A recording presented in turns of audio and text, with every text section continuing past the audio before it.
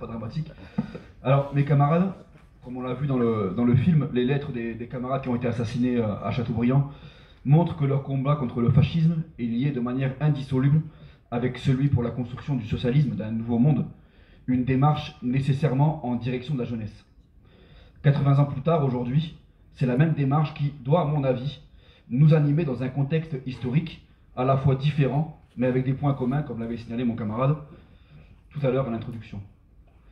Un Français n'aura pas le droit d'appeler son fils Mohamed. C'était il y a un mois environ sur une chaîne du service public, donc sur France 2, et vous aurez bien sûr reconnu là les paroles du fasciste Zemmour. Alors le mot est lancé, fasciste. Est-ce que je suis allé trop loin en utilisant ce terme? Au fond, qu'est-ce qui se cache derrière ce mot?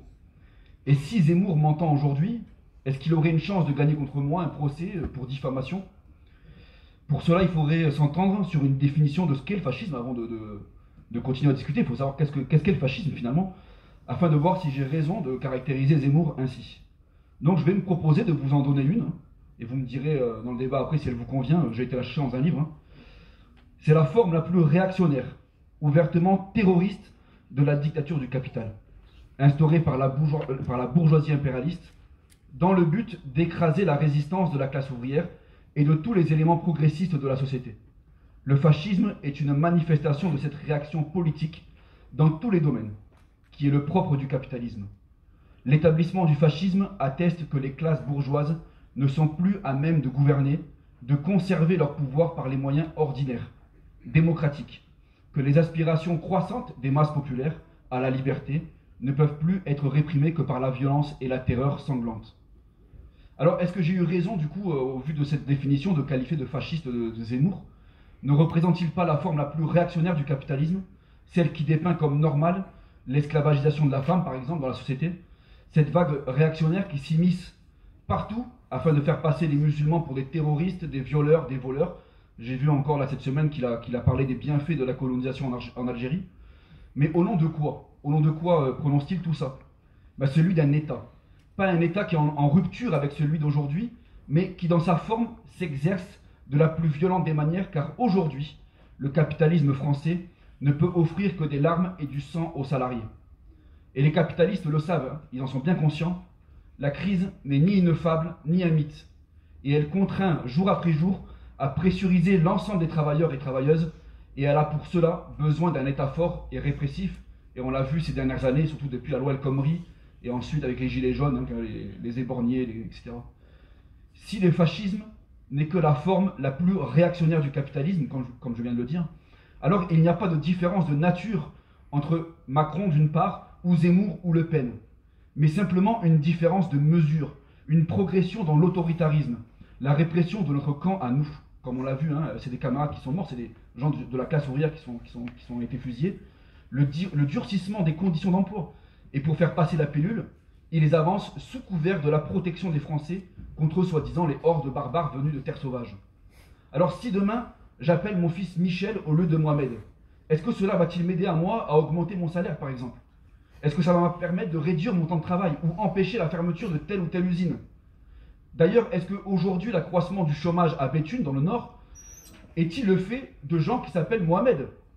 Non, c'est bien Bridgestone, la multinationale, qui vient de mettre sur le carreau près de 1000 salariés, et ce n'est pas le fait de prolétaires arabes ni persans ou sibériens. Alors toute cette bande, les Zemmouroïdes, La Pen ou Philippe Hippo, se base justement sur les éléments arriérés du peuple, là où la conscience de classe est absente, là où nous, militants du progrès, syndicalistes, sommes absents, afin que les prolétaires se dressent, non pas contre leurs vrais ennemis, parce qu'ils sont là pour ça, de faire braquer les yeux sur non pas les capitalistes, mais vers les immigrés et les femmes, etc. Et ainsi protéger leurs mécènes contre toute remise en question de leur pouvoir et de leur logique du profit qui sème la mort et la misère. Parce qu'il ne faut pas se tromper, bien évidemment, ces Zemmour, Le Pen, etc. sont bien financés par le grand capital, et pour cela, il y a eu une investigation de France Info dont le titre est « Jeune, banquier, gérant de start-up, il reste dans l'ombre pour l'instant, mais certains financiers d'Éric Zemmour ont un profil qui rappelle ceux des lieutenants d'Emmanuel Macron pendant la campagne de 2017. » Donc c'est un article assez récent. Les champions de la réaction ne font pas l'histoire. Ils en sont les produits. Il ne s'agit donc pas simplement de désherber les mauvaises herbes fascistes, mais de s'attaquer aux racines de celles-ci qui est le capitalisme, parce qu'il n'y a pas de rupture entre l'un et l'autre. Car si ce n'est pas Zemmour aujourd'hui, ça sera un autre, qui sera placé dans les mêmes conditions historiques, et ça c'est très important de le comprendre. Alors qu'est-ce qu'il faut faire, nous, en tant que militants syndicalistes? Premièrement, il faut préparer le terrain politiquement, afin de rendre hermétique notre classe à leur propagande nauséabonde.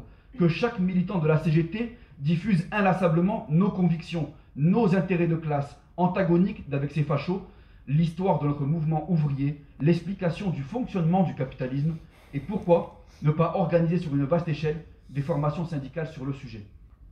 Deuxièmement, il faut s'organiser en conséquence, renforcer nos organisations, nos syndicats, les voulant de classe, mais aussi de masse. Et la CGT fera alors office d'un rempart efficace. Mais les formules incantatoires ne suffisent pas ici.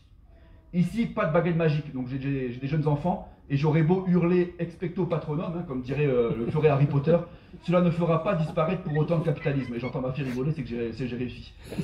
La syndicalisation se fait dans la lutte, comme ce fut le cas dans notre usine, qui a augmenté ses effectifs du syndicat de 25% suite à une bagarre contre un plan social qu'on a eu il y a un an. Ce qui m'amène au troisième point, la lutte, l'action, concertée et unie de la classe des travailleurs, sans oublier une chose fondamentale. Le lit du fascisme se fait sur nos erreurs à nous, et nos errements. Le fascisme est l'enfant du réformisme, disait un militant anglais en 1925. Autrement dit, si le syndicalisme n'apporte pas les réponses émancipatrices à la crise actuelle et son lot de misère, nous continuerons de perdre les masses.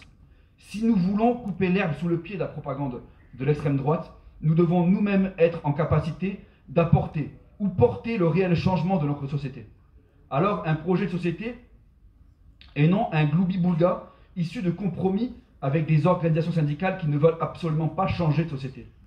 Plus que jamais, il nous faut poser notre politique syndicale sur la double besogne, à savoir, premièrement, améliorer le quotidien des travailleurs dans la bagarre syndicale, et en même temps, porter constamment une perspective à long terme de changement radical de société.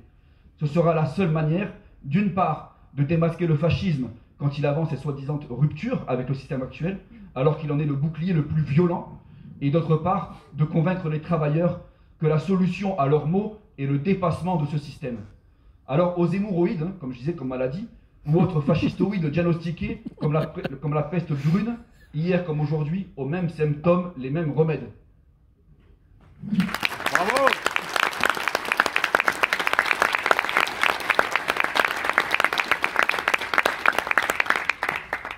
Merci Timothée.